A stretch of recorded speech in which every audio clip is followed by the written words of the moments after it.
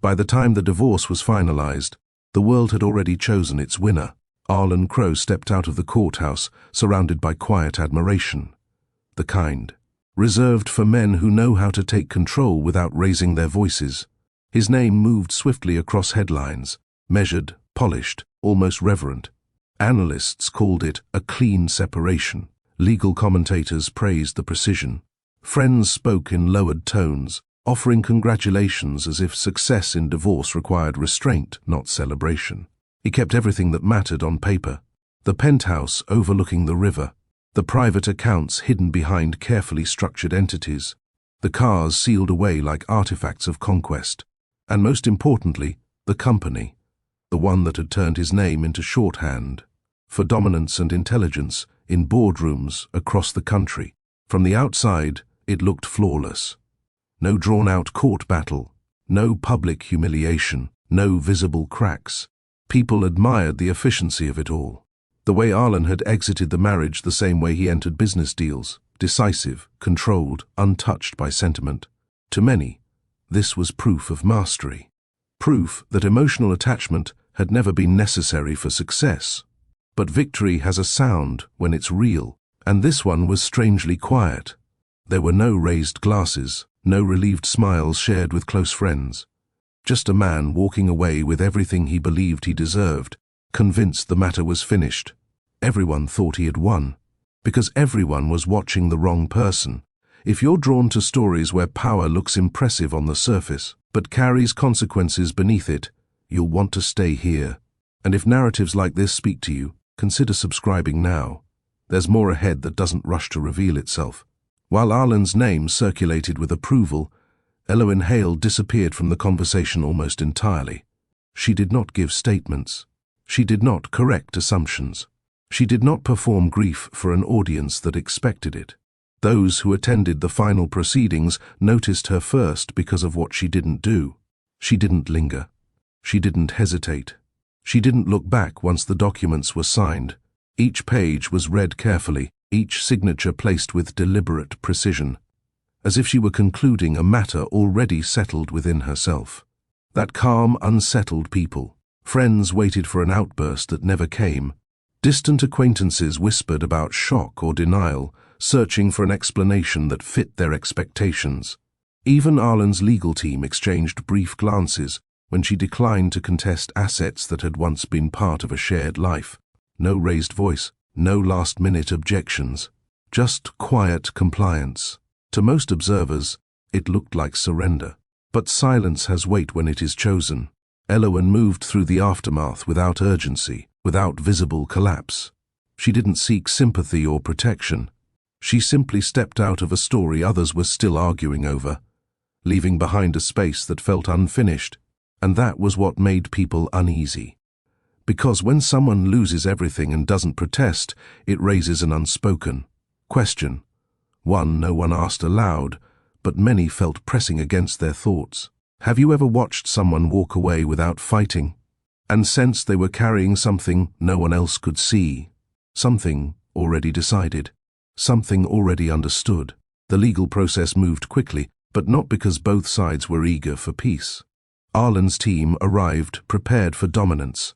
Every clause had been anticipated, every outcome modeled. The structure of the settlement reflected the same philosophy that had built his empire. Control first, explanation later. Ownership was secured. Narratives were protected. The appearance of fairness was carefully maintained. Eloin retained a single attorney, not to wage war, but to understand the terrain. When negotiations opened, Arlen pressed forward with certainty. He argued for efficiency.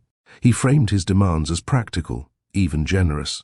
There was no hostility in his tone, only confidence, the kind that assumes resistance is unnecessary because the outcome is already clear. And still, Eloin did not fight. She didn't challenge the financial architecture. She didn't dispute timelines or valuations. When concessions were made, they came from her side, one after another, offered without visible strain. It confused people who believed divorce was meant to be a battlefield. To Arlen, her compliance felt like confirmation that she had accepted her position, Confirmation that the story would end on his terms. Confirmation that what they had built together had always belonged to him. What no one addressed, what no one paused long enough to question, was why someone, so closely tied to the foundation of a life, would step away without defending it. A divorce where only one person fights isn't always a sign of weakness. Sometimes it means the other person has already decided the fight is happening somewhere else. And sometimes that decision changes everything.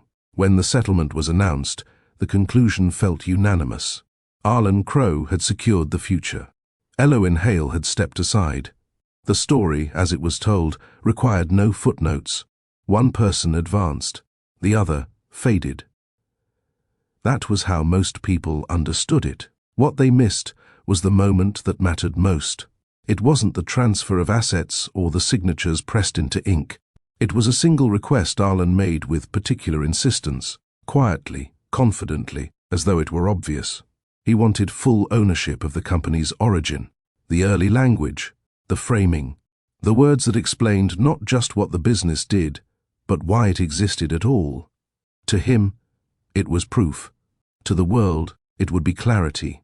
To Eloin, it was confirmation. She agreed without hesitation.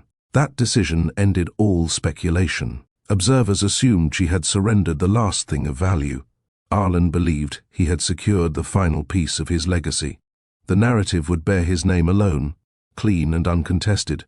No one asked why Eloin let it go so easily. No one wondered what it meant to give someone exclusive ownership of a story they didn't fully understand. No one paused to consider that the most powerful contributions are often invisible until they're removed. And that is the question this story is built around. What did she know, standing there in silence, that no one else did? Stay with this story, because the answer doesn't arrive loudly, and when it does, it leaves consequences no amount of power can correct. Before Arlen Crow became a name people repeated with admiration, he was simply a man chasing an idea that refused to leave him alone. Back then, his ambition had no polish. It lived in margins and late hours, in notebooks filled with uneven handwriting and crossed-out thoughts. He wrote wherever inspiration found him, on cafe receipts, the backs of envelopes, scraps folded into his jacket pockets. His ideas weren't grand yet. They were fragile, still forming, still uncertain of their own strength. What defined him in those years wasn't confidence. It was hunger. He spoke about building something meaningful, something rooted in purpose rather than spectacle. He worried aloud about whether success would cost too much, whether growth would force compromise. Those doubts made him human. They softened his sharp edges and allowed space for conversation, for challenge, for growth. Eloin met him in that space. She didn't fall in love with potential measured in numbers. She was drawn to the way he questioned himself, the way he paused before answering, the way he listened when she offered perspective. She read his notes without judgment, sometimes circling a sentence, sometimes rewriting it entirely. Arlen welcomed her edits. He trusted her clarity when his thoughts tangled. Together, they refined more than ideas. They debated language late into the night. They talked about values, about responsibility, about what it meant to build something that could outlast ego. Eloin didn't just believe. In his vision, she shaped it. She asked the questions Arlen hadn't yet learned to ask himself. In those early days, success felt distant and abstract. What mattered was momentum, direction, the sense that they were moving forward together, side by side, toward a future that felt intentional rather than inevitable. This was Arlen before power arrived. And this was the version Eloin believed in. Eloin was never meant to stand behind Arlen. From the beginning, she occupied space beside him, challenging his, thinking with ease and offering insight without needing permission. She had a way of distilling complexity into language that felt human, accessible, and grounded. Where Arlen thought in systems and scale, Eloin thought in meaning and consequence. Their conversations became collaborative by nature. Ideas passed between them freely, reshaped by dialogue rather than ownership. Arlen would explain a concept, and Eloin would pause, considering, not how it worked, but how it would feel to those affected by it. She questioned tone. She questioned intention. She questioned what success should look like when no one was watching. And Arlen listened. He trusted her judgment in ways he rarely trusted his own.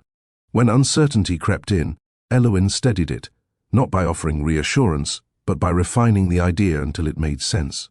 She didn't protect him from doubt. She helped him move through it with clarity. What bound them wasn't ambition alone. It was respect. They challenged each other without defensiveness. They disagreed without withdrawal. When Elowyn spoke, Arlen didn't wait to respond. He absorbed what she said, letting it shape his next step. In return, she admired his willingness to grow rather than dominate. There was no hierarchy in those early years, no need to prove whose contribution mattered more. Their work blended seamlessly with their lives, and their lives felt richer because of it. Elowyn didn't define herself through Arlen's future success. She had her own voice, her own certainty. Yet she chose partnership, not out of obligation, but because it felt aligned. In those moments, it was impossible to imagine one without the other. They were building something together, and the balance between them felt natural, stable, and deeply earned. This was not a woman supporting a dream. This was a partnership forming its foundation. What held them together wasn't only conversation or ambition. It was the small, deliberate habits they built when no one else was paying attention. They shared music the way some people share secrets. Elowyn curated playlists that matched seasons, moods, half-finished thoughts. Arlen listened to them during long nights of planning, sometimes texting her a single line about how a song had shifted his thinking. Music became a quiet language between them, one that didn't demand explanation. Evenings often ended with walks, not for exercise, but for presence. They traced familiar routes through the city, hands brushing, steps unhurried. Arlen spoke freely during those walks, his thoughts loosening as the day fell away. Elowyn listened, occasionally stopping him to ask a question he hadn't considered. Those pauses mattered. They slowed him down. They reminded him that direction was as important as speed. There were notes, too, handwritten, unpolished. Elowyn tucked them into his coat pocket or left them on the kitchen counter. Short reflections, encouragement, reminders to rest. Arlen kept them all. Some folded thin from being reread, others pinned near his desk, where he could see them when pressure mounted. These rituals were never announced as important. They became important because they endured. They marked time. They created continuity when days blurred together. In a life beginning to accelerate, they anchored him. In a relationship still forming its shape, they reinforced trust. Nothing about these moments felt performative. They weren't meant for memory or display. They existed only for the two of them, forming a shared rhythm that felt private and steady. This was how their connection deepened, not through spectacle, but through repetition chosen with care. It's why, years later, what was lost would feel irreplaceable. Because before power arrived, there had been intimacy built patiently, piece by piece, in ways that could never be replicated once broken. When Arlen asked Elowyn to marry him, it wasn't framed as a milestone or a reward for endurance. It wasn't timed for effect or designed to impress. It arrived the same way. Most meaningful things had between them, without spectacle, without witnesses, without urgency. They were alone, the day already winding down. No celebration marked the moment. No grand speech preceded it. Arlen spoke simply, acknowledging uncertainty rather than masking it. He didn't promise ease or perfection. He spoke about choosing each other deliberately, about wanting a future that felt shared rather than claimed. What mattered wasn't the question itself, but the way it was asked. There was no assumption in his voice, no expectation that she would say yes because time had passed or because it seemed logical. He waited. He watched her closely, as if her answer mattered not only to the outcome, but to his understanding of who they were together. Elowyn didn't hesitate because she felt pressured. She paused because the choice deserved weight. She said yes because she trusted the man he was in that moment, the one who invited partnership rather than control, the one who still valued reflection over speed, the one who believed building a life required care, not conquest. Their engagement wasn't announced loudly. It was shared with intention. They spoke about the future in grounded terms, how they would navigate change, how they would protect, what mattered when demands increased, how they would stay connected, even as responsibilities grew. Marriage, to them, wasn't a finish line. It was a commitment to remain present. That understanding shaped the early years they shared. It informed the sacrifices they made willingly. It created a foundation strong enough to hold promise. And that is why what came later would cut so deeply. Because the love before power wasn't imagined. It was chosen. The company didn't change all at once. It expanded quietly, then quickly, then all at once in ways no one could fully track. At first, the growth felt earned. Long hours turned into momentum. Conversations that once happened at kitchen tables moved into rented offices. Arlen's ideas sharpened as attention increased. People began to listen more closely when he spoke. Meetings ended with handshakes that lingered just a second longer than necessary.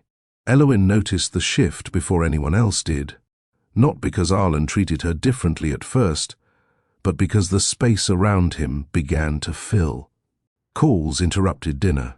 Emails replaced evenings. The rhythm they had built together adjusted subtly, then again, until it barely resembled what it once was. She told herself it was a phase. Growth demanded focus. Success required presence elsewhere. She adapted without complaint. When Arlen arrived home distracted, she waited. When plans changed last minute, she understood. She learned the cadence of expansion, the urgency, the constant forward pull. She told herself that support sometimes meant stepping back, even when it felt uncomfortable. The company grew in layers. New hires, new partners, new expectations. Each addition brought complexity, and with it, distance. Arlen began speaking in terms of outcomes and scale. Conversations became updates. Questions became brief. Silence slipped in where curiosity once lived. There was no argument, no moment that demanded resolution, just a gradual redirection of attention. Eloin watched the world they had imagined together take shape without her voice in the room. She remained present, but less visible. Still trusted, but less consulted. Still valued, but in quieter ways that were harder to name. The shift was so measured that it felt unreasonable to protest. After all, nothing had gone wrong. And yet, something essential had begun to fade, not through harm, but through accumulation. Growth has a way of changing the air in a room, and once it does, not everyone continues to breathe the same way. As the company gained shape and attention, Eloin's presence shifted in ways few people noticed. She stopped being introduced in rooms where decisions were made. Not because she was excluded deliberately, but because her role had quietly changed. What she offered no longer required a seat at the table. It could be delivered afterward, revised in private, absorbed without attribution. She became the one Arlen turned to late at night, when meetings ended and language still felt unfinished. She reviewed drafts meant for investors and partners, softening phrases. That sounded hollow, grounding promises in values they once shared. She rewrote statements so they sounded human rather than impressive. She removed words that felt distant, replaced them with ones that invited trust. None of this appeared in credits or press releases.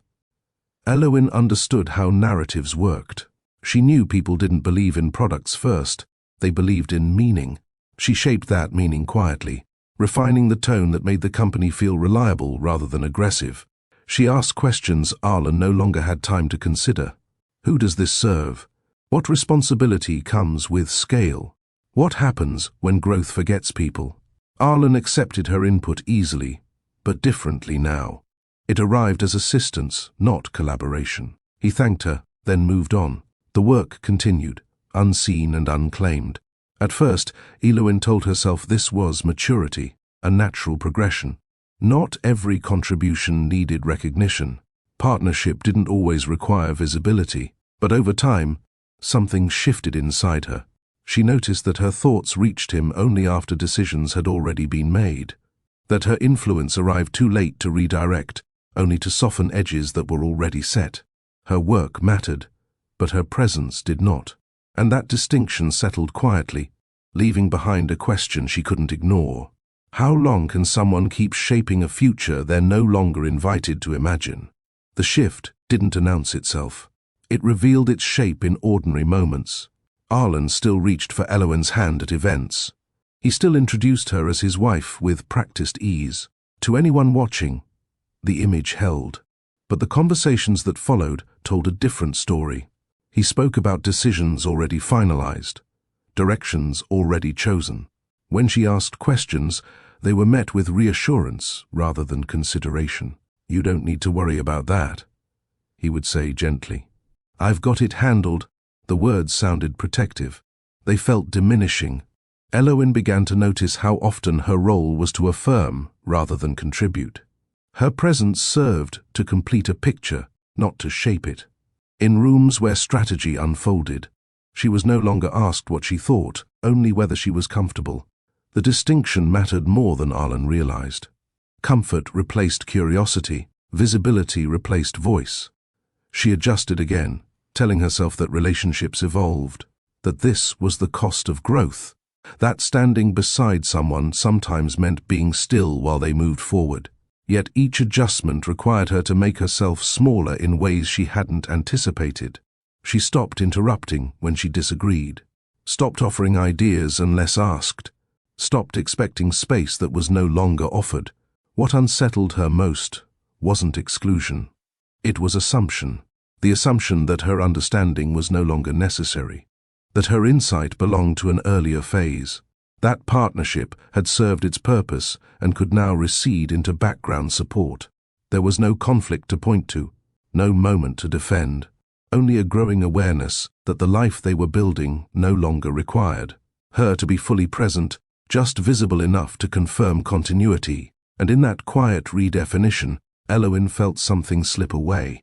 Not love, not loyalty, but recognition. How long can someone stand beside a future and no longer be seen as part of it? Loneliness did not arrive with accusation or discovery. It came without drama, settling into the spaces where connection used to live.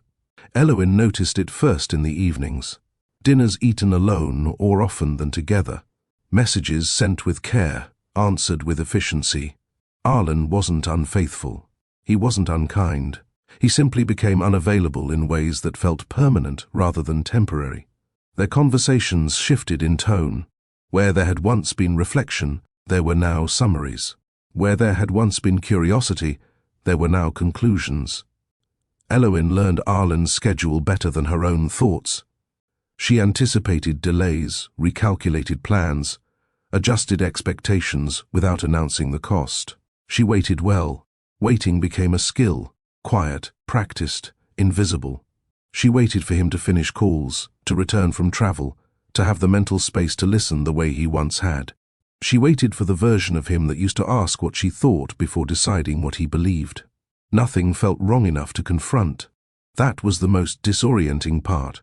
There was no clear harm to name, no offense that demanded repair, just absence, steady, accumulating, difficult to explain without sounding ungrateful.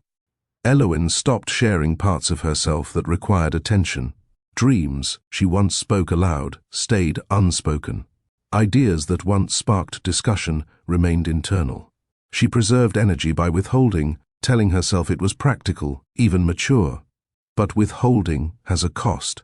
Over time, the space between them filled with things unsaid, not resentment, but distance, not anger, but fatigue. She missed him even when he was in the room. And in that quiet, a question surfaced, simple, persistent, impossible to ignore. How long can someone wait for presence before they begin to disappear? Eloin did not decide to disappear. It happened through a series of reasonable choices. She learned which moments were worth interrupting and which were not. She learned when to speak and when silence moved things along more smoothly. She learned how to fold herself into Arlen's pace so she wouldn't slow him down. Each adjustment felt considerate. Each one made sense on its own. Together they added up. She stopped correcting him when he summarized her thoughts too quickly. She let assumptions pass when clarifying them felt like work she no longer had permission to do.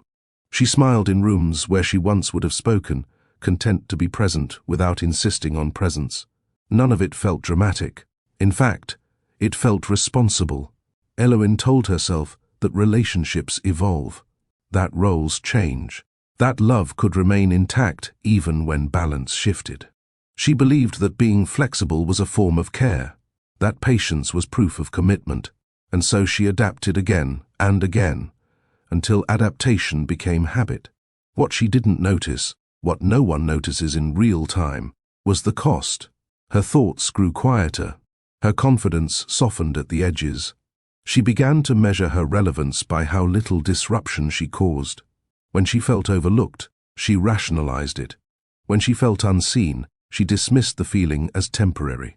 The absence of conflict made it easier to ignore the absence of recognition. From the outside, nothing appeared broken. From the inside, something essential was thinning. This is how identity disappears, not through force, but through accommodation. Not because someone demands it, but because it seems easier than asking for space that no longer feels available. So ask yourself this, and answer honestly. How long can someone keep adjusting before there's nothing left to adjust? The end did not arrive the way endings are usually imagined. There was no argument leading up to it, no inventory of grievances, no moment where voices rose high enough to signal collapse. The room was calm, ordinary even, the kind of calm that makes a sentence feel heavier once it lands. Arlen spoke as though he were explaining a conclusion he had already reached. I think we've outgrown each other. The words were measured, not sharp, not careless. They were delivered with a tone that suggested reason rather than emotion, as if the decision was simply the natural outcome of time passing. Eloin heard them clearly. For a brief moment she waited for something else to follow, for clarification, for hesitation, for acknowledgement of what the sentence dismantled. None came. Arlen remained composed, almost gentle, as though he had offered her an understanding rather than an ending. There was no accusation in his voice, no blame assigned. That was what made it impossible to respond the way endings usually demand. You cannot argue with a statement framed as maturity. You cannot defend against a conclusion presented as growth. Eloin nodded once, not because she agreed, but because she understood the finality of the tone. This was not a conversation. It was a closing remark. Eloin did not react the way people expect endings to be met. Inside her, the sentence settled slowly, expanding as it found meaning. It carried weight, not because it was cruel in delivery, but because it reduced years of shared becoming into a matter of timing. As though love had an expiration date neither of them had discussed. As though growth was something that happened alone. Her first response was not anger. It was recognition. She felt the quiet confirmation of something she had sensed for a long time but had never named. The distance, the redirection of attention, the way her presence had gradually become optional. The sentence did not create that reality, it simply acknowledged it without responsibility. Outwardly, she remained composed. Her face did not shift. Her voice stayed level when she spoke. She asked no questions because she already understood the shape of the answer. Anything she said in that moment would be an appeal to a version of Arlen who was no longer present. So she chose restraint. What Arlen saw was calm acceptance. What he did not see was the private reckoning unfolding behind it, the quiet grief of realizing that what she had given had already been categorized as past usefulness. She was not being left because of failure. She was being released because she was no longer required. What made the sentence cut deepest was not its content, but its implication. To be told they had outgrown each other suggested symmetry, two people moving forward on separate but equal paths. Yet, Eloin understood the imbalance immediately. Growth had not pulled them apart at the same pace. It had carried Arlen forward while leaving her standing in a place he no longer visited. The dismissal was quiet, but it was complete. In that moment, Eloin recognized the final transformation of her role. She was no longer a partner whose presence shaped direction. She was a chapter Arlen believed he had already finished reading. Useful once, necessary then, now concluded. There was no room in his reasoning for what she had given beyond what could be measured. No language for the labor that didn't produce visible outcomes. no acknowledgement that the steadiness she provided had allowed his ascent to feel effortless. To be declared obsolete without hostility is its own form of cruelty. It leaves no mark to point to, no injury to explain, just the hollow understanding that your relevance has been quietly reassessed and found unnecessary. Elowyn sat with that knowledge without interruption. And if you've ever watched love end this way, without shouting, without blame, without spectacle, share your thoughts below. Stories like this often sound familiar because they happen more often than we admit. Elowyn did not plead. She did not ask for explanations or revisions. She did not attempt to remind Arlen of what they had built or how carefully it had been constructed. There was nothing left to negotiate once the sentence had been spoken. She responded with composure that surprised even her. Not because she felt nothing, but because she understood what kind of moment this was. Some endings do not invite repair. They arrive after decisions have been rehearsed in private, long before they are spoken aloud. Elowyn thanked him for his honesty. The words tasted distant, but they were accurate. Honesty, at this stage, meant acknowledging what had already been removed. Arlen nodded, relieved by the absence of resistance. Calm made things easier. Calm allowed him to move forward without complication. What he didn't recognize was that her calm was not agreement. It was release. In choosing not to argue, Elowyn reclaimed something she had been quietly losing. Dignity, self-recognition, the right to step away without being reduced to reaction. She stood, gathered her thoughts with care, and left the room without urgency. No doors closed loudly behind her. No final words lingered in the air. Just a quiet certainty that something irreversible had occurred. The sentence had ended the marriage. The calm ensured it would never be reopened. Arlen approached the divorce the same way he approached high stakes. Negotiations, with preparation that left no room for uncertainty. By the time paperwork was filed, his strategy was already complete. Specialists handled every angle. Financial structures were mapped. Timelines were compressed. The goal was not dialogue. It was resolution on his terms. Speed mattered. Precision mattered more. From the outset, Arlen framed the process as professionalism rather than conflict. He spoke about efficiency, about avoiding unnecessary strain. Yet every decision reflected dominance. Requests were layered carefully, each one reinforcing the last. Concessions were calculated, offered only where they would preserve leverage elsewhere. This was not about ending a marriage quietly. It was about maintaining authority while doing so. Elowyn observed the process without commentary. She noticed how language was used to guide outcomes, how fairness was referenced while advantage was secured. Arlen's team spoke confidently, assuming alignment where none had been expressed. They expected friction. They were prepared for resistance. None arrived. That absence unsettled them more than argument would have. Arlen mistook her composure for acceptance. To him, the lack of pushback confirmed his belief that clarity had been reached, that the structure he had designed was simply being acknowledged. He moved through meetings with ease, already thinking ahead, already reframing the separation as a necessary transition. What mattered most to him was control, not only over assets, but over interpretation. He wanted the divorce to appear balanced while remaining unmistakably decisive. He wanted the record to show resolution without mess, strength without noise.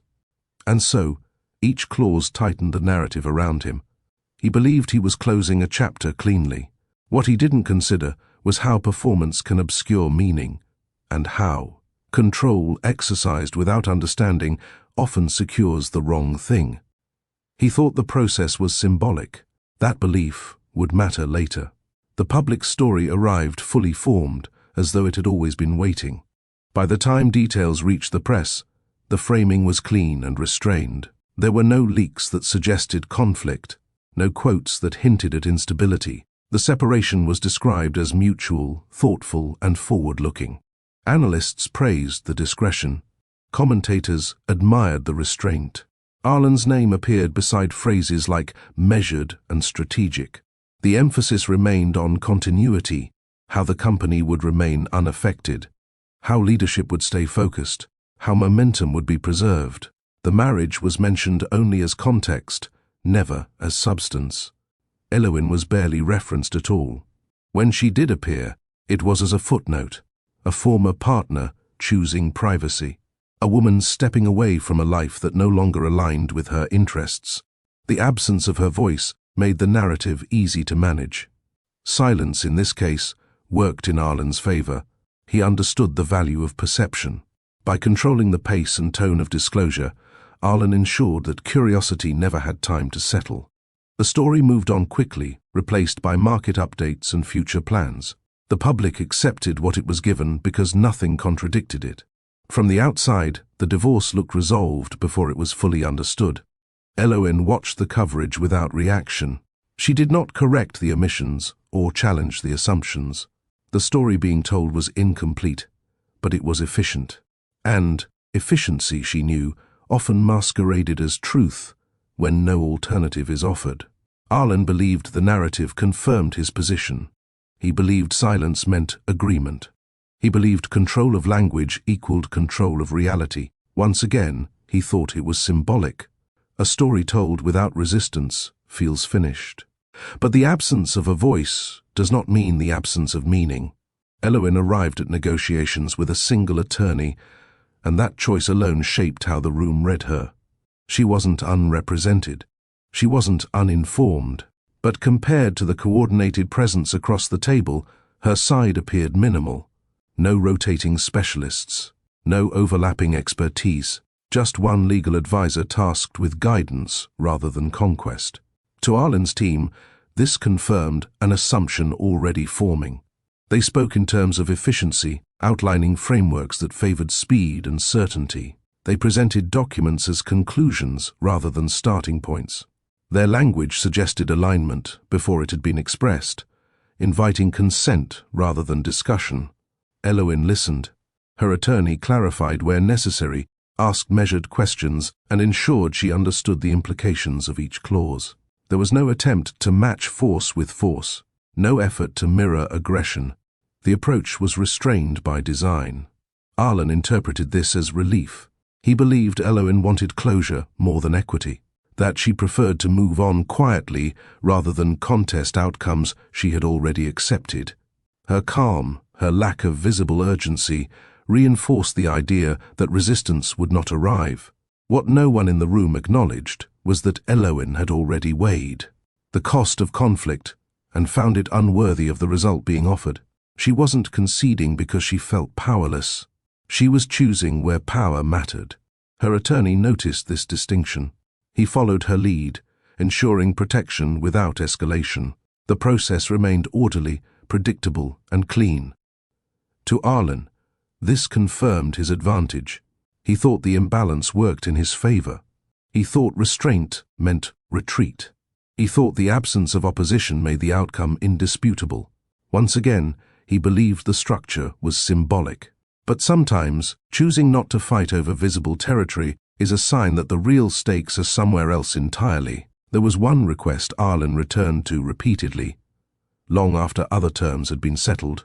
It was not framed as urgent. It was introduced as clarification, then revisited as alignment, then reinforced as necessity. Each time, his tone remained composed, almost casual, as though the matter were self-evident. He wanted full ownership of the company's founding story, not just the legal documents, but the early language, the framing, the explanatory materials that described why the company existed and how it understood its role in the world. Arlen argued that this ownership would prevent confusion, preserve continuity, and protect the brand from fragmentation. To him, it was about authorship. He believed that the origin story belonged to the person who carried the company forward. That history should reflect leadership as it stood now, not collaboration that might complicate clarity. He spoke about future investors, future narratives, future stability. Eloin listened without interruption. She understood immediately what he was asking for. Not credit, control of meaning. The right to define the past in a way that supported the present. The ability to tell a story that appeared seamless, uncontested, singular. Arlen watched her closely as the request was formalized. He expected hesitation, negotiation, a reminder of shared beginnings. Instead, Eloin nodded once and asked for the document to be added to the agreement. No conditions, no amendments, no delay. The room went still. Arlen felt relief rather than surprise. This, more than anything else, confirmed his belief that the process had been resolved.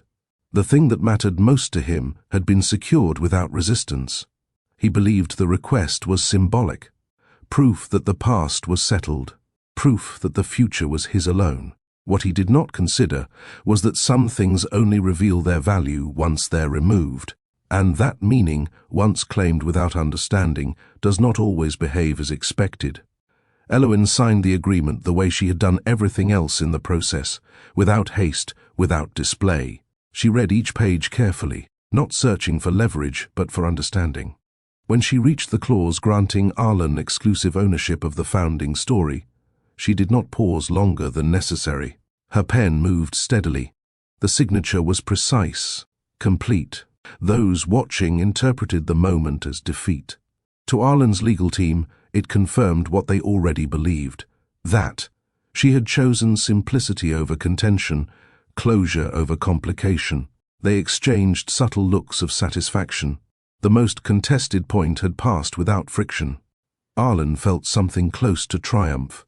He saw the signature as a final seal, proof that the separation had been handled cleanly and conclusively. The past, now documented, belonged to him. The narrative would move forward without interruption, shaped by his voice alone. Whatever had once been shared could now be organized, archived, and claimed. He thought it was symbolic, a gesture meant to acknowledge the inevitable, a formality that tidied loose ends, a way of confirming that collaboration had ended where authority now stood. What Eloin understood, and what no one else in the room recognized, was that the value of that signature had never been tied to ownership alone. The words Arlen claimed were not inert assets. They carried intention. They reflected choices, values, and care that could not be replicated by possession. By signing without resistance, Eloin removed herself from the struggle over appearance. She left Arlen holding something he believed he understood completely. The meeting concluded efficiently. Chairs were pushed back. Documents were filed. The divorce moved forward as planned. Everyone believed the moment had passed. Only later would it become clear that the most consequential decision in the room had not been contested at all. Because sometimes, the quietest agreement is the one that changes everything. Once the settlement became public, people began listing what Eloin no longer had. The penthouse overlooking the river, the estates acquired during years of expansion, the collections chosen together and insured separately, the accounts structured to multiply quietly in the background, the company itself, its name, its reach, its future. On paper, the losses appeared undeniable. Articles summarized the division with neat efficiency, reducing a marriage to figures and holdings. Commentators spoke about leverage and outcomes, about who walked away with what. The language was transactional, stripped of memory or context. Numbers replaced years. Ownership replaced contribution. To many observers, the conclusion was obvious. She had given up too much. She had underestimated the cost. She had lost. The assumption traveled easily because it followed a familiar pattern. Wealth changes hands. Power consolidates. One person moves forward visibly while the other recedes. It fit the narrative people expected, and so they accepted it without scrutiny. What no one examined was whether the inventory captured everything that mattered. Assets are easy to list because they occupy space. They can be pointed to, photographed, insured. They suggest permanence, even when they're temporary. They create the impression of substance. Eloin read the summaries without reaction. She recognized the illusion immediately, because what the world was counting had never been the measure she used. Sympathy came in careful doses, shaped by expectation. Some people reached out with rehearsed concern, their voices lowered as though grief required a certain tone. They spoke about how difficult it must be to start over, how brave. She was for choosing privacy, how unfortunate the outcome appeared. There, compassion carried an assumption that loss must be visible to be real and that recovery would require explanation. Others offered nothing at all. They believed silence meant acceptance, and acceptance meant ease. If Eloin wasn't asking for help, she must not need it. If she wasn't angry, she must not be hurt. Calm, to them, suggested detachment rather than strength. Even kindness came with boundaries. People wanted her to grieve in ways they recognized, to express regret for what she no longer had, to speak wistfully about the life that slipped away. When she didn't, conversations shortened. Curiosity faded. Concern lost urgency. Eloin noticed the shift without reacting to it. She understood that sympathy often demands performance. It looks for cues it knows how to respond to. Without those cues, it grows uncertain, then retreats. So she let the assumptions stand. She did not correct the belief that she had been diminished. She did not explain that some losses feel lighter than expected when they no longer belong to you. The sympathy offered was conditional. Her calm made it unnecessary. Friends who had known Eloin before the marriage spoke about her in reflective tones, as though she belonged to an earlier version of herself. They assumed she would struggle, that her confidence had been tied to proximity rather than substance. Some believed she would eventually resurface asking for guidance, or at least reassurance that she would be fine. Others assumed she would regret not fighting harder, not protecting what had been built. Few asked her directly. They filled the silence with conclusions that felt safer than curiosity. They said she had always been gentle, mistaking restraint for fragility. They said she had sacrificed too much, forgetting that sacrifice implies loss rather than choice. They said she had faded into the background, unaware that she had already stepped somewhere else entirely. What unsettled them most was how little she seemed to explain. Eloin did not correct the belief that she had been outmatched. She did not clarify the difference between giving something up and letting it go. Her refusal to reframe the story allowed others to keep their assumptions intact. It was easier for them to believe she had lost than to consider she had seen something they had not. In their minds, calm meant resignation. They never considered it might mean resolution. Eloin chose the coast because it did not demand explanation. The town was small enough to move through without recognition, quiet enough to let days unfold without urgency. It existed at its own pace, shaped by tides rather than deadlines. Mornings arrived gently. Evenings closed without expectation. No one asked what she used to do. No one measured her worth by proximity to influence. She rented a modest apartment within walking distance of the water. The windows faced east, catching light early in the day.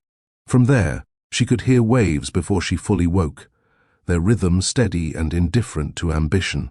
For the first time in years, her time belonged to her. There were no calendars filled in advance, no calls that required immediate response, no need to stay alert for shifting priorities. She moved through her days without performance, learning how it felt to exist without being evaluated. The town offered anonymity without loneliness. Shopkeepers greeted her without curiosity. Conversations remained light, unburdened by history. She became simply another person passing through, unremarkable, unexamined, free. Eloin felt her body respond before her mind did. Her shoulders softened. Her breathing slowed. The constant readiness she had carried began to loosen, replaced by something quieter and more stable. This place did not promise transformation. It offered space, and for the first time since her marriage ended, that was enough. Mornings changed first. Eloin woke without an alarm, her body deciding when rest had been enough. Light filtered in gradually, not as an interruption, but as an invitation. There was no rush to orient herself to anyone else's schedule. No list waiting to be reviewed before she could begin the day. She learned the shape of time again. Coffee was made slowly, without multitasking. She sat near the window and watched the water move, noticing how minutes expanded when nothing demanded them. Some mornings passed in near silence. Others carried small sounds, the gulls, the distant hum of boats, footsteps along the street below. None of it required her attention.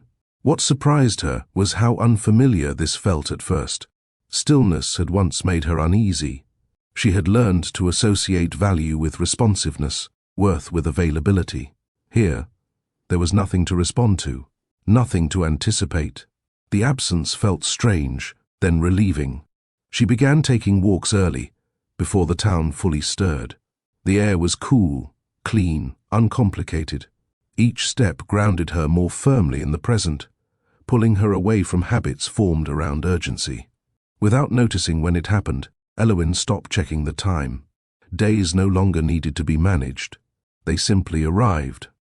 And in that unstructured quiet, she felt something steady returning, not excitement, not ambition, but a sense of ownership over her own pace. It was the beginning of rest that did not need to be earned.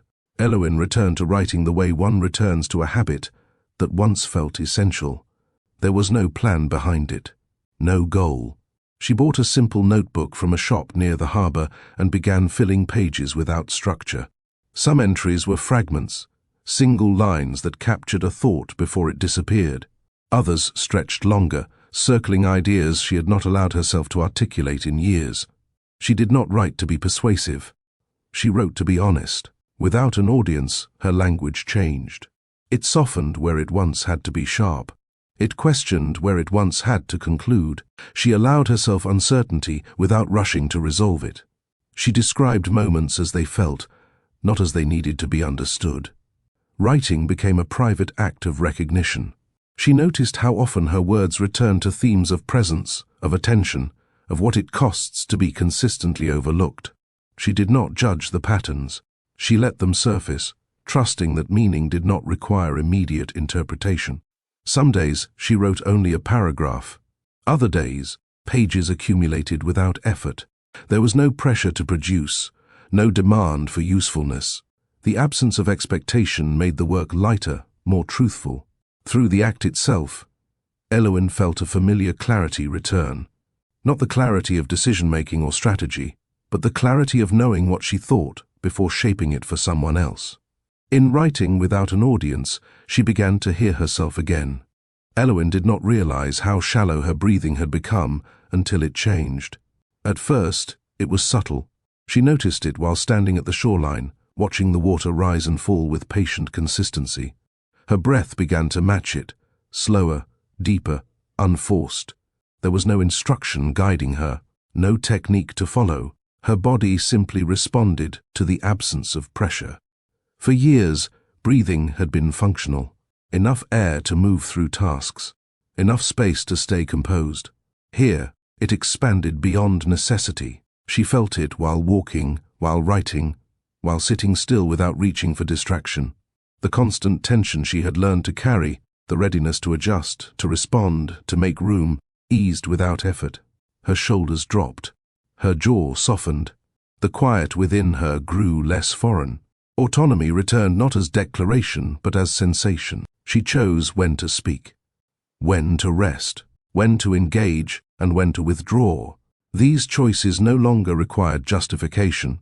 They existed simply because she was present to make them. There was relief in that realization, not the dramatic relief of escape, but the steady reassurance of alignment. She was no longer bracing herself against someone else's momentum. She was moving at her own pace, guided by internal rhythm rather than expectation. In learning to breathe again, Elowyn reclaimed something essential, not control, not certainty, but permission to exist without apology. They reached for the same book at the same moment. It was a small thing, easy to miss, happening in the quiet corner of a bookstore cafe where time moved gently.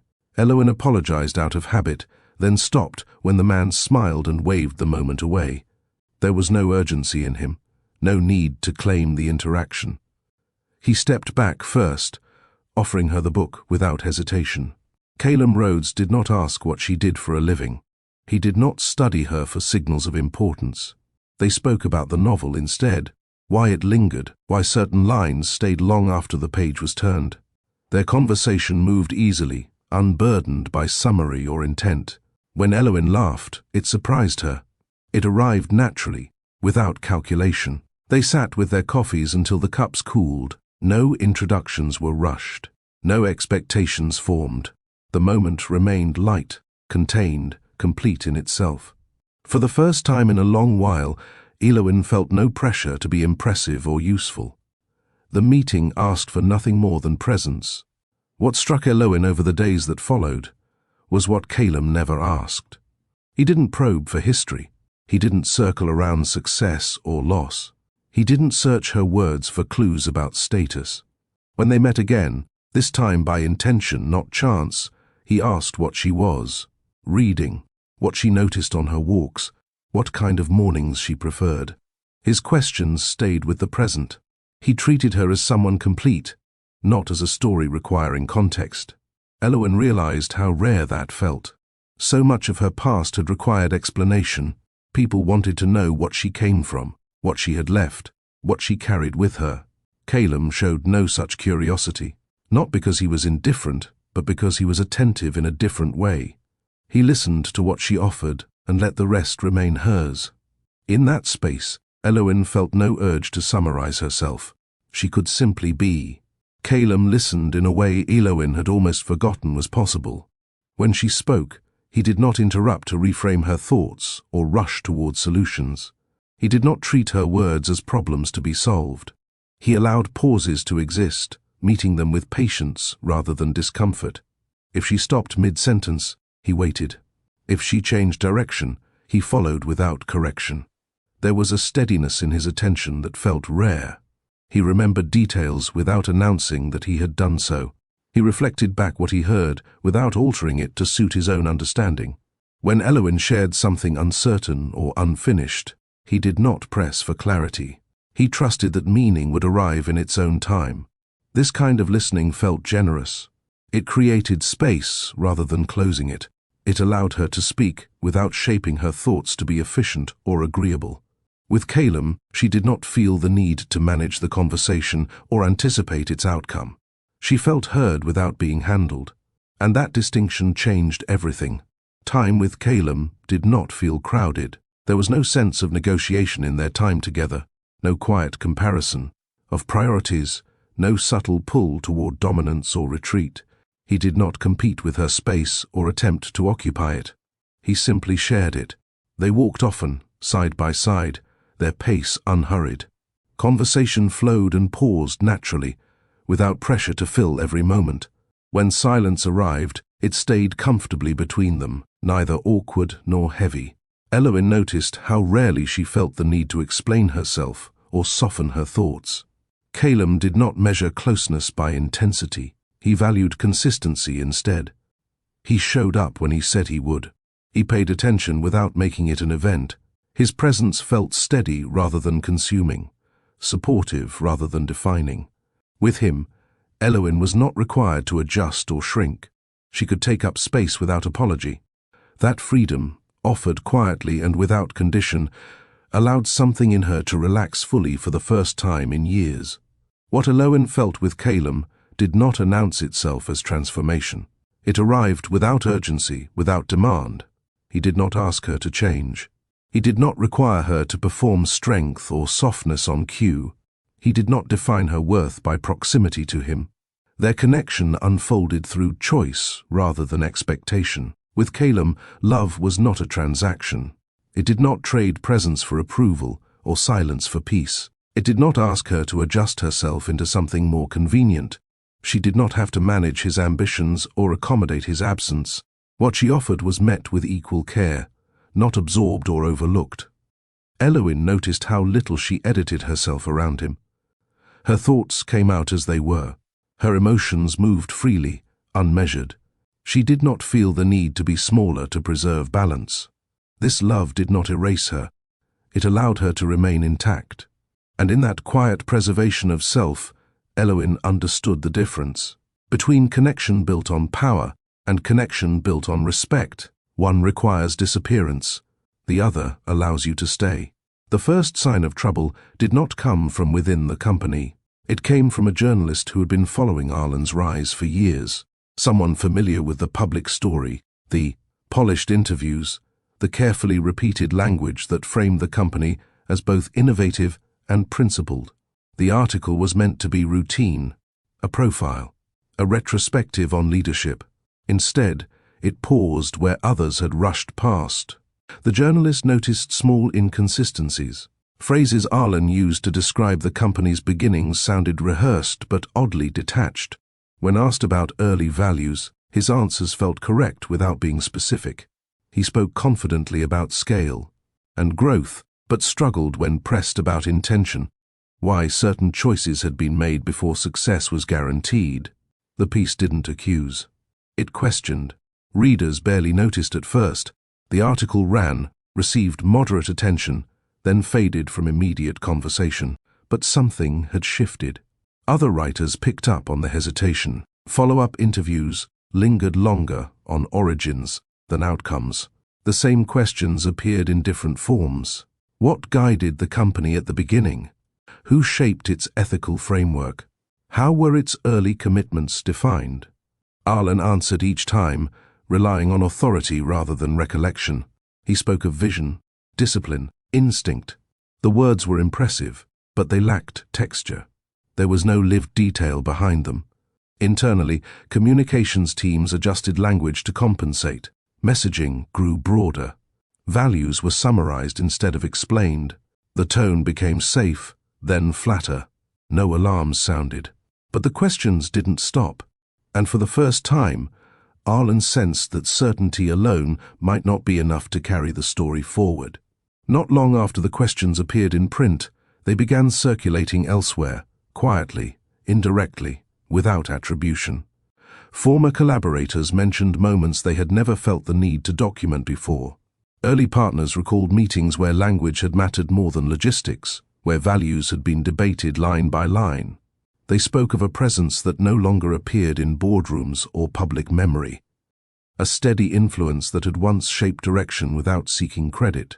These comments were not confrontational. They surfaced in conversations after conferences, in offhand remarks during industry panels, in private exchanges that gradually found their way into professional circles. No one claimed wrongdoing. No one suggested deception. The tone remained reflective, almost nostalgic. But repetition gave the memories weight. People began noticing how often the same name went unmentioned. How certain phrases once central to the company's identity no longer appeared in its messaging. How early collaborators spoke warmly about a balance that felt absent now. Arlen dismissed the murmurs at first. He attributed them to sentimentality, to people romanticizing beginnings that had been chaotic and uncertain. He reminded his team that progress required change, that scale demanded simplification. The company had grown beyond its origins.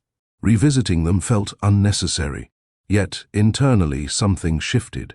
Executives grew cautious in their language. Strategy sessions focused more on optics than conviction. Decisions were justified through data rather than belief. What had once felt guided now felt assembled.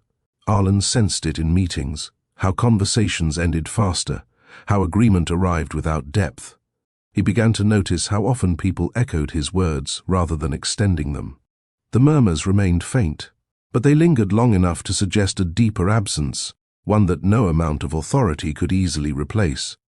The more Arlen repeated the company's beginnings, the less convincing they became. It wasn't that the story changed outright. The sequence remained intact. The milestones were accurate. The timeline held. What faltered was coherence, the sense that each part belonged to a living whole rather than a curated outline. When asked how early decisions were made, Arlen described efficiency. When pressed about guiding principles, he spoke of ambition. The answers aligned with success, but not with origin. They explained outcomes, not intention. Listeners began to notice the gap. In earlier interviews, the company had been described as people first without hesitation. Now, that phrase appeared as a slogan rather than a belief. Statements that once carried weight were delivered as summaries. The emotional logic connecting values to action felt thinner each time it was referenced. Internally, teams struggled to articulate what set the company apart beyond scale. Brand workshops produced interchangeable language. Mission statements grew shorter, safer, easier to approve. Decisions that once sparked debate now passed quickly, justified by projections rather than purpose. Arlen sensed frustration but misread its source. He assumed the problem was communication, that the story simply needed tightening. He commissioned revisions, streamlined messaging, removed nuance that slowed delivery. Each adjustment made the narrative cleaner and less convincing. What he didn't recognize was that the inconsistency wasn't stylistic. It was structural. The story had been carried by a voice that understood how values connected to people. Without that voice, the origin remained factual but incomplete, accurate without being credible. The company had not lost its history.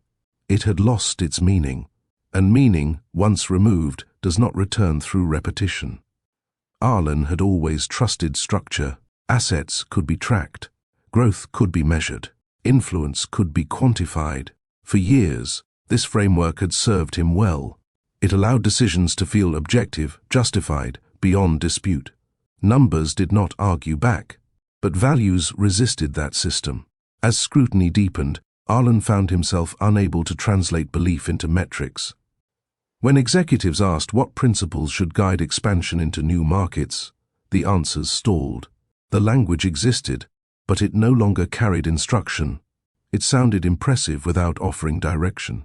Values, he realized too late, could not be owned the way buildings or patents could. They lived in application, in judgment calls, in the willingness to slow down when momentum threatened alignment.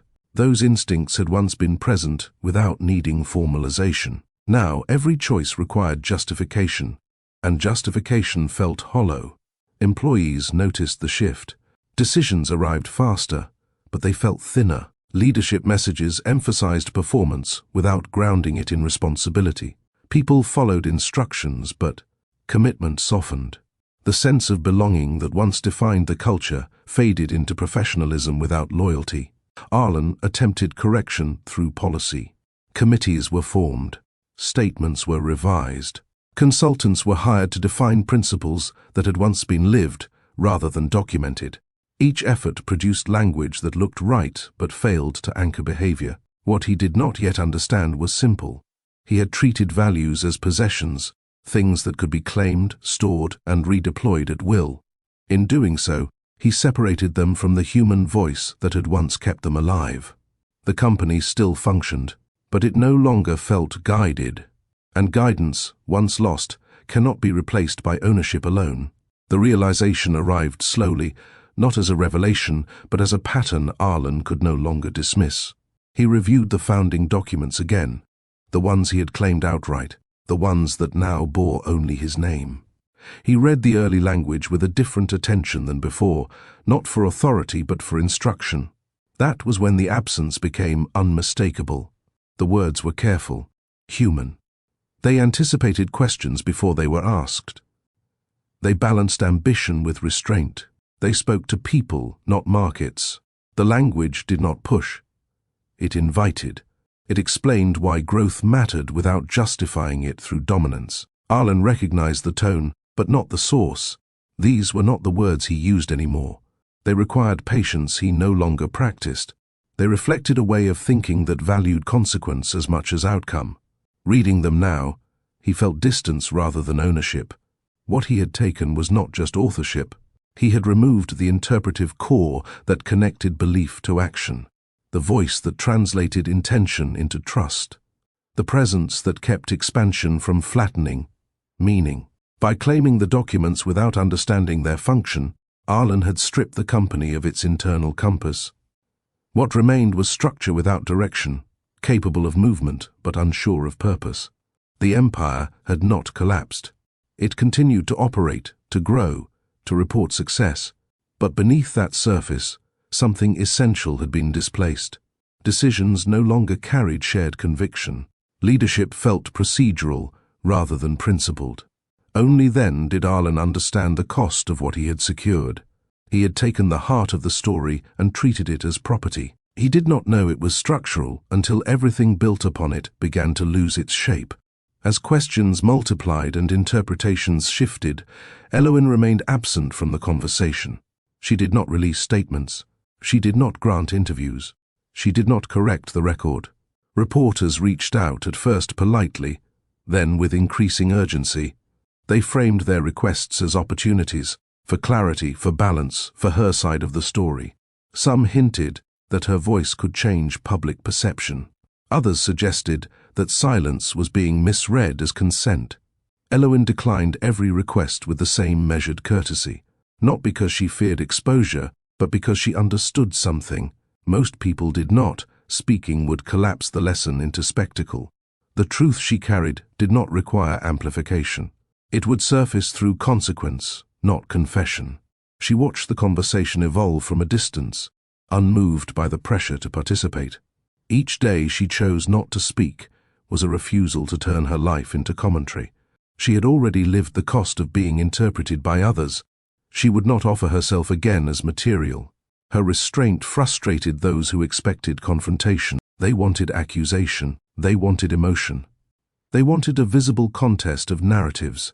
Eloin gave them nothing. And in doing so, she protected what mattered most, not reputation, but coherence. Her silence was not emptiness. It was boundary. It was trust in a process that did not depend on her presence to move forward. She knew that if the foundations were weak, they would show. If the language had been hollowed out, it would fail under scrutiny. And if power had been claimed without responsibility, it would reveal itself without her assistance. Eloin did not need to expose anyone. She simply stepped aside and allowed reality to speak in its own time. Without Eloin's voice to anchor it, the story began to shift in ways no one could control. What had once been accepted without question now felt thin under repetition. Public statements sounded rehearsed. Explanations circled familiar phrases without adding clarity. Each attempt to reinforce confidence only drew more attention to what was missing.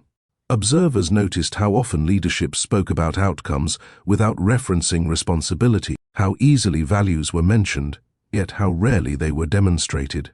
The company continued to operate, but its narrative no longer carried conviction.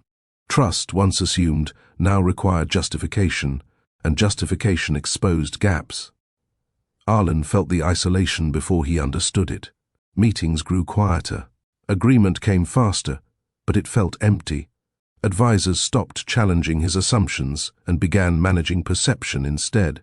Conversations that once felt collaborative now felt cautious, as though everyone were aware of a fragility no one wanted to name. Externally, scrutiny intensified not through attack, but through repetition. The same questions resurfaced in different forms. Why did the company's principles feel harder to define now? Why did leadership responses sound confident yet incomplete? Why did early collaborators describe a culture that no longer seemed present? Arlen attempted to answer through authority. He reminded audiences of success, of scale, of results. But those responses no longer settled the matter. People were no longer asking what the company achieved. They were asking how it understood itself. Without accusation, the narrative loosened. No one needed Eloin to explain what had changed. The absence of coherence did that work on its own. The story did not collapse dramatically. It lost tension, direction, and credibility piece by piece. And as it did, Arlen found himself increasingly alone, inside a structure he could no longer fully explain. Arlen's isolation did not come from public condemnation. It came from absence. Rooms that once filled with confident exchange now felt procedural. Advisors spoke carefully, choosing neutrality over conviction. Colleagues deferred without engagement. The company still moved, still reported progress, still appeared intact, but leadership had become solitary in a way Arlen had never experienced. He was surrounded, yet alone.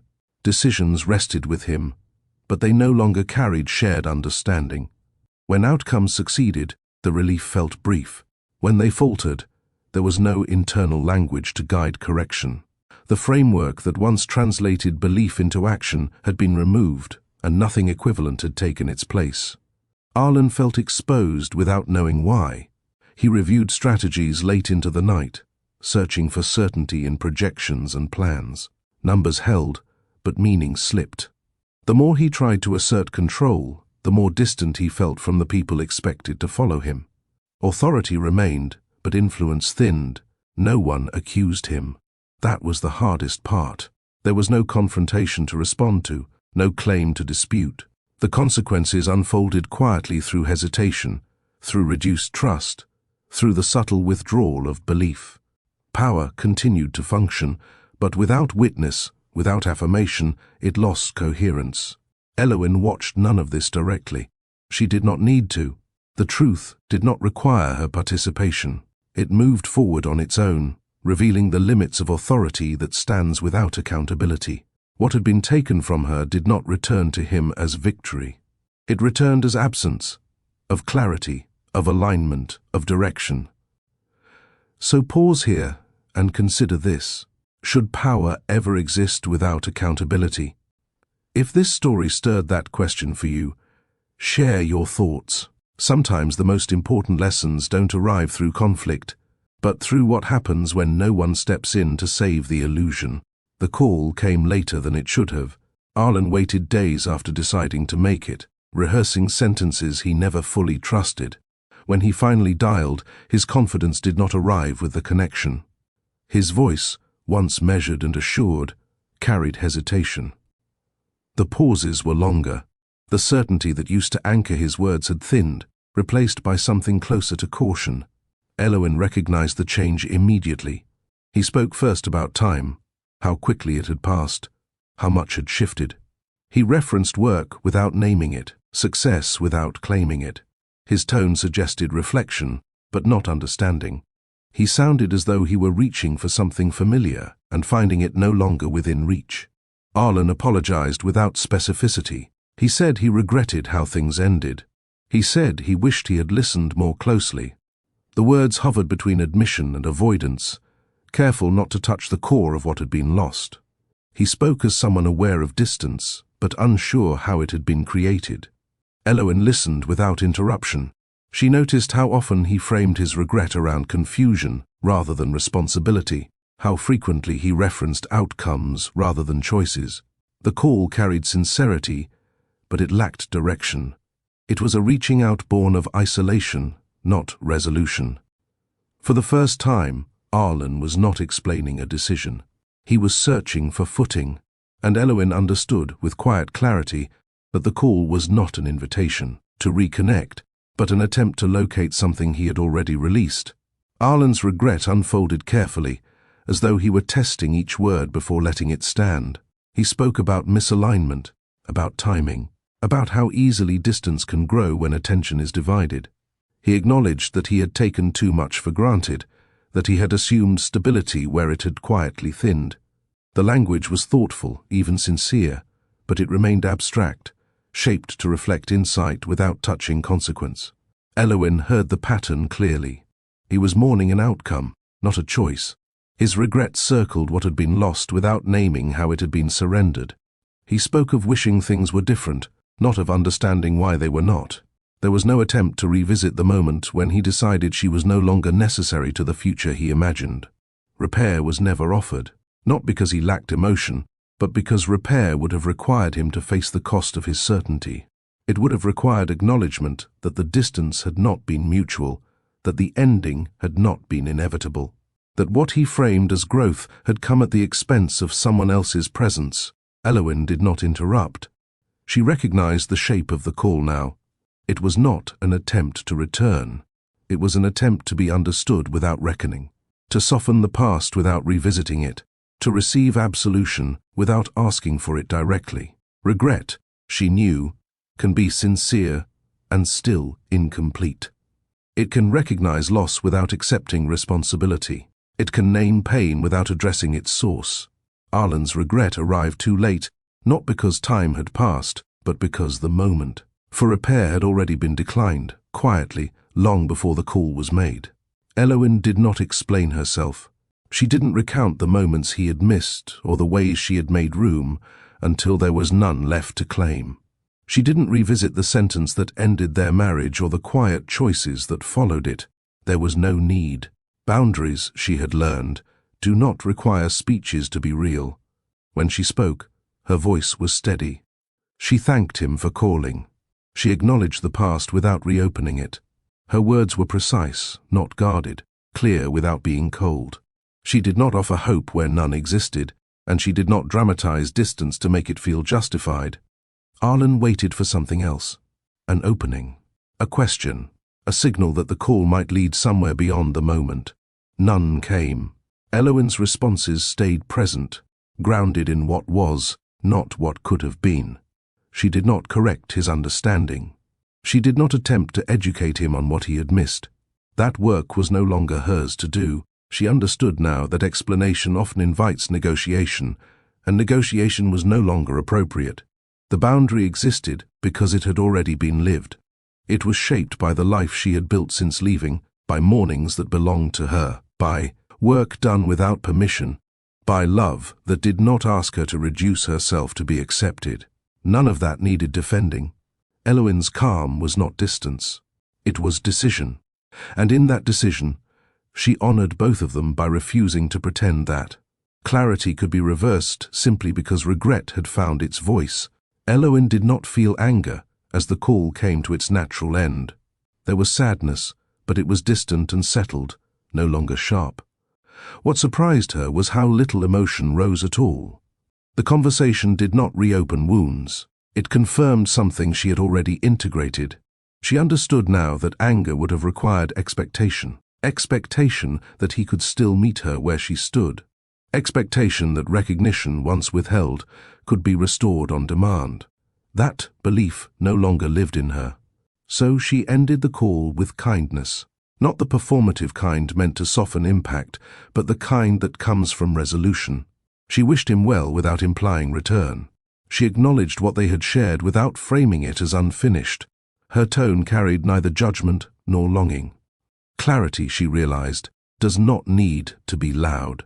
It arrives when the past no longer asks for revision, when understanding replaces hope, when you can wish someone peace without imagining yourself inside their future. Arlen sensed it. The absence of anger left no opening for defense. There was nothing to argue against, nothing to repair through reassurance. The call ended not with tension, but with finality shaped by calm. When Eloin set the phone down, she did not linger. She returned to the life she had built, one grounded in presence, in choice, in connection that did not depend on being diminished. The call did not disrupt her. It confirmed her. And that, more than any accusation, marked the true ending between them. The evenings arrived slowly along the coast, as though the day itself needed time to release its hold. Eloin and Calum often walked without destination, their steps guided more by light than intention. As the sun lowered, the water reflected its quiet descent, softening the edges of everything it touched. They stopped when the horizon began to change color, standing close without needing to speak. In that stillness, Eloin felt the fullness of what had returned to her. She was not performing peace. She was living it. Calum did not fill the moment with commentary or meaning. He stood beside her, present without claiming the experience as his own. His presence felt steady, unintrusive, respectful. He did not ask what the sunset reminded her of. He did not turn it into a metaphor. He simply shared it. That was the difference. For so long, love had required translation, of needs, of patience, of absence. It had demanded adjustment and accommodation, often framed as maturity. Standing there now, Eloin understood what love was never meant to require. It should not ask you to disappear. It should not demand that you become smaller to maintain harmony. It should not reward silence born of exhaustion or presence sustained through erasure. Love, when it is healthy, expands the space you already occupy. It allows identity to remain intact, unedited, respected. Eloin thought about how easily identity can fade when it is treated as secondary. How quietly people learn to make themselves less visible when being fully present feels inconvenient to others. There had been no single moment where she lost herself, only a series of reasonable compromises that added up over time. That knowledge no longer carried grief. It carried clarity. Calum reached for her hand, not to anchor her, but to meet her where she stood. The gesture did not interrupt her thoughts. It aligned with them. In that simple connection, Eloin recognized the truth she would carry forward. Love is not proven by endurance alone. It is proven by mutual presence, by listening without control, by connection. That does not ask one person to vanish so the other can rise. As the last light slipped below the horizon, Eloin felt no urge to look back. What mattered was here. What remained was whole. There are stories that end with justice, and there are stories that end with understanding. This one offered the latter. Elowen never reclaimed what she had lost because she never truly lost it. What had been taken from her, credit, proximity, recognition, had revealed itself over time to be lighter than what she had regained. Voice, autonomy, the ability to remain present without negotiation. Power, she learned, is fragile when it is taken without respect. It can accumulate resources, secure authority, and command attention, yet still fail at the most basic task, holding meaning together. When power treats people as replaceable, it eventually discovers that what made it coherent cannot be owned. It can be removed, but not replicated. Arlen's mistake was not ambition. It was assuming that ownership could substitute for understanding. That control could replace care. That silence signaled consent rather than consequence. In claiming everything, he failed to notice what he had displaced. And by the time he did, the absence had already done its work. Elowen never needed to expose him. She understood that truth does not require performance. It does not demand confrontation to be effective. Sometimes the strongest response is refusal, to argue, to explain, to reduce yourself into something consumable. Silence, when chosen deliberately, becomes structure. It allows consequences to unfold without interference. It preserves dignity. It makes room for clarity to emerge without distortion. Elowen's silence did not erase her. It protected her. Standing beside Calum now, Elowen did not define herself by what she had survived. She defined herself by what she had chosen next. Connection that did not require disappearance. Love that did not rely on imbalance. A life shaped by presence rather than endurance. And that is the lesson this story leaves behind. Love should never erase identity. Power taken without respect cannot sustain itself. And silence, when grounded in self-knowledge, can be the most decisive response of all. If this story spoke to you, if it reflected something you've lived, witnessed, or are still learning, share it with someone who might need its reminder. These are the stories that travel quietly, finding people when they're ready to hear them. And if you're drawn to narratives that explore meaning, consequence, and growth without spectacle, consider subscribing. There are more stories like this waiting to be told. Stories that don't rush, don't shout, and don't forget what makes us whole.